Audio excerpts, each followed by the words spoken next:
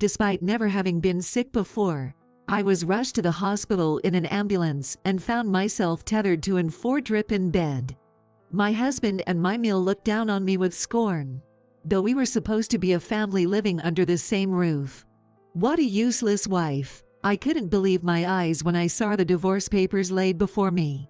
My name is Lydia, and I'm 52 years old. I lost my parents in an accident when I was a child and was raised by my grandmother. I was fortunate enough to attend vocational school and landed my dream job as a preschool teacher, something I had aspired to since childhood.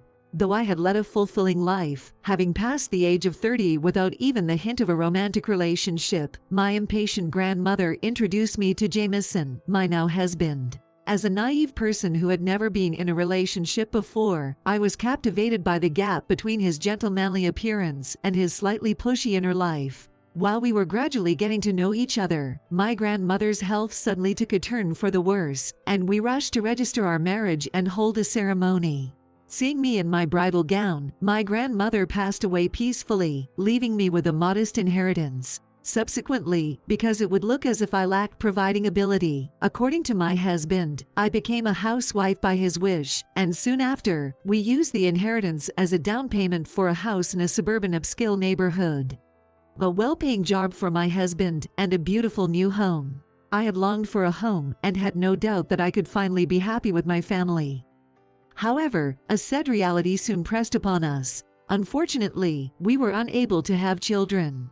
By the time we realized the existence of infertility treatments, it was beyond the ideal age for childbirth, and we decided to give up on having children, settling into a relatively happy life just the two of us. But there was someone who wouldn't accept this: my mill. Our relationship was never great to begin with, but the decision to give up on children only intensified her cold treatment towards me every time we visited home. "You can't even have kids, so at least work hard when you come visit. Excuse me." As I was puzzled by her unreasonable demands, she sneered and said, "The wife is supposed to take care of all the household chores. Isn't that nice? Come on, let's rest in the living room." Following my mill, the relatives quickly left the kitchen. They would say things like "thank you," "take care," or "let us know if you need anything," but not a single one offered to help. Of course, they wouldn't. My mother-in-law, who has a strong temper, has a lot to say, and above all, no one likes to work in the kitchen, which is cold in winter and hot in summer. Perhaps due to its rural setting, my husband's family home had a strong tendency toward male superiority. While the men, led by my Phil, drank and made merry, the women were busy with preparations, a division of labor I could understand. But I never expected all these tasks to be dumped on me because we couldn't have children. I can't drink alcohol, and dealing with drunks seemed more trouble than it was worth, so maybe it was easier to just do the kitchen work by myself. Still, I sighed deeply alone in the kitchen. When I appeared in the living room to serve food, although the relatives praised me for taking the initiative to work, the words coming out of my mother-in-law's mouth were a shock to me. When I left, she would say things like, "She's a wife who can do nothing but housework," or "She's not very attentive, so I have to tell her what to do." Whether my husband, Jameson, knew of his mother's words or not, he just happily continued drinking. I wish he would stand up for me a bit. When I whispered to Jameson about his mother's attitude while he was on his way to the bathroom, he replied, "It's normal for a wife to work at her husband's home, and for a husband not to praise his wife too much. You're overthinking it, and wouldn't take me seriously." Yet, if I don't visit my in-laws and show my face, it's not just my Mel who gets upset. Jameson's mood sours as well. After constantly hustling, I often found that only leftovers were available for my meals. Despite the challenging environment at my in-laws, there was one highlight for me: the presence of my niece, Bella. Lacking peers among the relatives, she would escape the men's rowdy gatherings to join me in the kitchen. "Auntie, I don't understand part of my homework. Can you help me?" "Of course, come here." I had tutored during my community college days, so helping Bella with her studies or playing card games while snacking at the kitchen's small dining table was enjoyable. Mimel doted on Bella, her only granddaughter. Though all relatives adored her charm and intelligence, she felt pressured by their high expectations. They're pushing me to aim for Harvard or pursue a political career, and I'm only in elementary school. It's overwhelming. You're right. Your life is your own, after all. As I nodded in agreement, she smiled in relief. I dream of a career helping others, but let's keep that between us. My grandparents can be quite nosy. Saying that, she puts up her little index finger and winks. Such a thought is genuinely endearing. I can't help but imagine what it would be like if we had children. My Mel seemed not to appreciate my close bond with Bella, but she refrained from commenting, likely fearing her granddaughter's disapproval. Bella and I shared a special connection. I managed to get through the hardships of visiting my in-laws because of her. As time passed and Bella grew, she began to assist with the household chores dumped on me at my in-laws. Eventually, her mother also started lending a hand during visits, easing my burden. On a cold day, amidst my morning routine, the phone rang insistently. "What now, so early in the morning?" grumbled Jameson as he answered. Perhaps it was an urgent work call. What? His loud exclamation caught me off guard. "What's wrong?" "It's Dad." "What about him?" Shockingly, my Phil had passed away from a heart attack after going to the cold kitchen for water at night. He was found lifeless by my mill in the morning. He had seemed so healthy just a month ago. Jameson and I rushed to the in-laws, enveloped by a somber atmosphere throughout the wake. Busy catering to the mourners, I noticed Jameson and his mother deep in conversation. I was curious, but there was no time to ask. I thought it'd be best to ask later, and decided to ignore it for now. After the funeral, as we relaxed at home, "There's something I need to discuss. Is that okay?" Jameson broached a subject. What's going on?" Noticing my husband's unusual demeanor, I instinctively straightened up. "There's something I need to discuss. I decided we should live with Mom." "What?" I nearly choked on my surprise. "But that's so sudden." "It can't be helped. I'm the eldest son. It's my duty to take care of our aging parent. Plus, it's what Mom wants. Living with that mill is no joke." "When did you decide this?" "I wasn't informed at all." "Why do I need your permission? I bought this house, and we're talking about my own mother. Besides, you're living off my earnings, and you dare to complain." I was speechless. This is what they mean by it. To think he'd enforce such an outdated mindset. "I've been doing my best with the household chores. It was your wish for me to be a housewife. Don't talk to me as if you're on the same level when you haven't earned a penny." I involuntarily shrank from his loud shout. Jameson sighed deeply, glaring at me. "Who pays for your cell phone? Who bought you that funeral outfit? I even cover your makeup expenses. Listen, living together is final. If you don't want to lose your current lifestyle, don't complain. True, my life is supported by my husband, but we were supposed to be a team, with him working outside and me taking care of the home. Without my own family or savings, and jobs not easy to come by, the thought of separating from my husband was terrifying." "Okay, I understand." I had no choice but to accept living with a mill. Since she arrived, it's been hell. Beyond the relative scrutiny, she bullies me more than ever. Criticizing every action from meals, cleaning, to laundry, from dawn till dusk. She claims the sofa in front of the TV, idle is spending her days. Occasionally, she goes out to splurge on shopping with her pension and money from selling her house. "I'm back. Went to the station today and got you your favorite cakes from Springlight Hall." Upon returning, my Mill ignores me and starts talking to Jameson. "Oh, they look delicious." "Huh. Only 2. "Of course. 1 for you and 1 for me." "Lydia, make some tea." Am I a servant? If only my husband were on my side, it might be bearable. Since moving in together, Jameson has been like a child, believing and prioritizing everything his mother say over his spouse. When I told him how selfish my mother-in-law was playing with me, he said, "Don't you feel sorry for your old mother who came alone to a strange land? Be as nice to her as you can." He makes it sound as if it is my fault. Caught between a selfish mill and a husband who follows her every whim, I've felt increasingly isolated. 3 months into living together, after seeing Jameson off in the morning, I suddenly doubled over in pain. The intensity forced me to sit down. I'm sweating profusely. This is bad. "Excuse me, Mill." I mustered the energy to approach her in the living room, watching her morning shows while sipping coffee. "Could you pass me that phone? I need to call Jameson." "What? Get it yourself. Plus, he just left, he won't answer his phone on the train." My mill refused to acknowledge the urgency.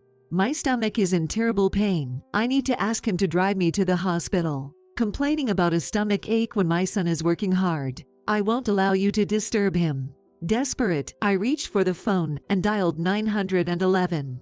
Soon after, an ambulance arrived at our house, its siren blaring loudly. "What, an ambulance? You called it?" Surprised by the unexpected situation, my mill stared in disbelief. If contacting my husband is forbidden, what choice do I have? To make such a big deal out of this, unbelievable. Anger painted her face as she glared at me.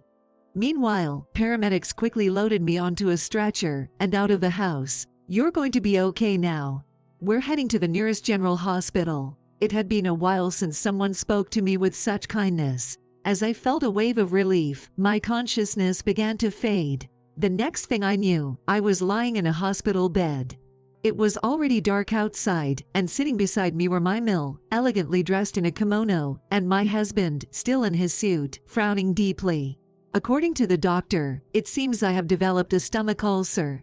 The moment the doctor left after announcing I would need to stay in the hospital for a week, Jameson sighed deeply. "You collapsed right after I went to work, huh?" Was he worried about me? A small flicker of hope lit up in my heart. But that was a huge mistake. Why didn't you call me back instead of calling an ambulance? Making such a big deal out of it. What? The tiny flame of hope in my chest was extinguished in an instant. It felt as if the candle of hope had been snapped off at its base. "You always do this, getting your priorities wrong. That's why you can't manage the household efficiently and end up stressed, bringing such trouble on us." No. 70% of the stress comes from the mill, and 30% is because of you. I was too stunned to speak. As soon as I went silent, my mill, with a sly grin, said, "A housewife's job is to do the housework. But if you're going to be hospitalized for a week and take a break from housework, you are an unfit wife. Get a divorce right away." In her wrinkled hand, she held a green-lined paper. "Yes, that's divorce form." "Exactly. Mom's right." My husband carelessly agreed and began to fill out the form with a smirk. Wait. I panicked. What would become of me if I were abandoned now? I tried to snatch the document from him, but my body wouldn't move as I wanted. After he finished filling it out, I finally managed to grab the paper, and for some reason, my husband laughed heartily as if he found it amusing. "See, she can't live without me." My mill, looking at me clutching the crumpled divorce form, laughed along with my husband, getting all panicked. How pathetic. In front of my dazed self, my husband placed my favorite purse and an envelope. "Brought some essentials for your hospital stay.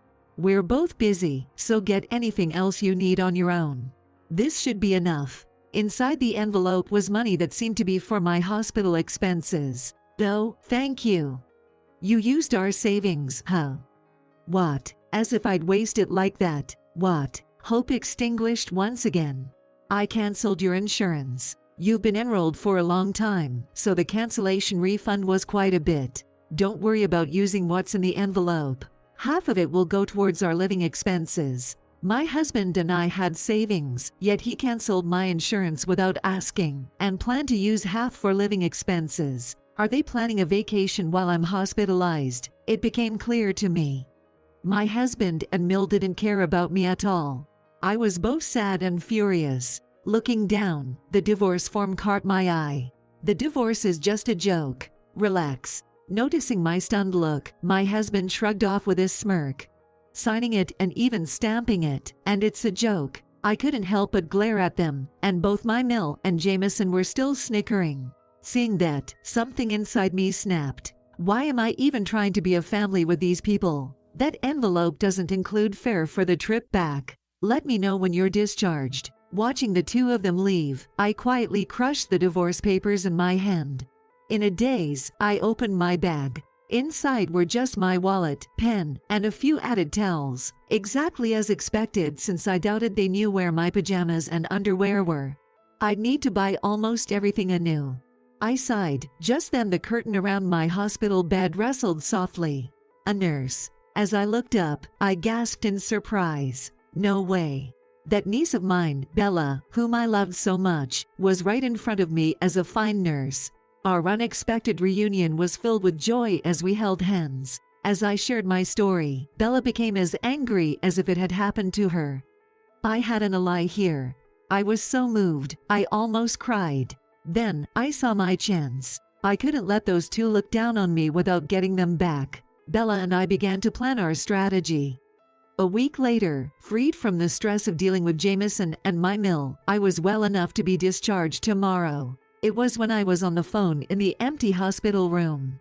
Got the news you're being discharged, so I came over. Jameson announced abruptly as he and my mill barged in. Jameson holding a bag from his favorite confectionery shop.